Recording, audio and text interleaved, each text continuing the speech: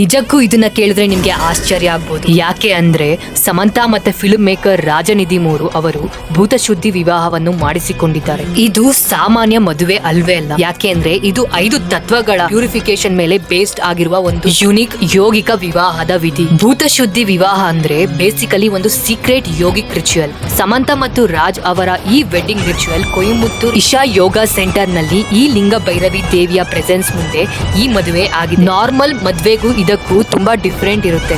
ಯಾಕೆ ಅಂದ್ರೆ ಇದರ ಕಂಪ್ಲೀಟ್ ಫೋಕಸ್ ಇರೋದು ಭೂಮಿ, ನೀರು, ಅಗ್ನಿ, ಗಾಳಿ ಮತ್ತು ಆಕಾಶ, ಈ 5 ಪಂಚತತ್ವಗಳನ್ನ ಕ್ಲಿನ್ಸ್ ಮಾಡೋದ್ರ ಮೇಲೆ ಇದು ಡಿಪೆಂಡ್ ಆಗುತ್ತೆ. ಈ ಮದುವೆ ಲಿಂಗ ಭೈರವಿಯ ಗರ್ಭಗುಡಿಯಲ್ಲಿ ನಡೆಯುತ್ತದೆ. ಅಲ್ಲಿ ಇರುವ ಸುಮಾರು 8 ಅಡಿ ಎತ್ತರದ ದೇವಿಯ ಮೂರ್ತಿಗೆ ಸದ್ಗುರು ಪ್ರಾಣ ಪ್ರತಿಷ್ಠಾಪನೆ ಮಾಡಿದ್ದಾರೆ. ಕರುಣಾಮಯಿಯಾದ ದೇವಿ ಭೈರವಿಯು ದೈವಿಕ ಶ್ರೀಶಕ್ತಿ ಆಗಿದ್ದರಿಂದ ಗರ್ಭದಿಂದ ಮುಕ್ತಿಯವರೆಗೂ ಜೀವನದ ಪ್ರತಿಯೊಂದು ಹಂತದಲ್ಲಿ ಕಾಪಾಡುವ ಶಕ್ತಿಯಾಗಿದ್ದಾಳೆ. ಈ ರಿಚುವಲ್ ಸಮಯದಲ್ಲಿ ಜೋಡಿ ಪವಿತ್ರ ಅಗ್ನಿಯ ಸುತ್ತ ಪರಿಕ್ರಮ ಮಾಡುತ್ತಾರೆ. ಇದನ್ನು ತತ್ವಗಳ ಶುದ್ಧೀಕರಣ ಮತ್ತು ಜೋಡಿಗಳ ಏಕತೆಯ ಸಂಕೇತ ಎಂದು ಪರಿಗಣಿಸಲಾಗುತ್ತದೆ. ಇದರ ಒಂದು ಮುಖ್ಯ ನಿಯಮ ಅಂದ್ರೆ ವಧು ಗರ್ಭಿಣಿಯಾಗಿದ್ದರೆ ಈ ರಿಚುವಲ್ ನೆರವೇರಿಸಲು ಅನುಮತಿ ಇಲ್ಲ. ಹಾಗೆ ಯಾವುದೇ ಜೋಡಿ ತನ್ನ ವೋಸ್ ರಿನ್ಯೂವಲ್ ಮಾಡಲು ಬಯಸಿದರೆ ಇದೇ ಭೂತಶುದ್ಧಿ ವಿವಾಹವನ್ನು ಮತ್ತೆ ಮಾಡಿಸಿಕೊಳ್ಳಬಹುದು. ಆದರೆ ಇದೇ ನಿಯಮಗಳು ಅನ್ವಯಿಸುತ್ತವೆ.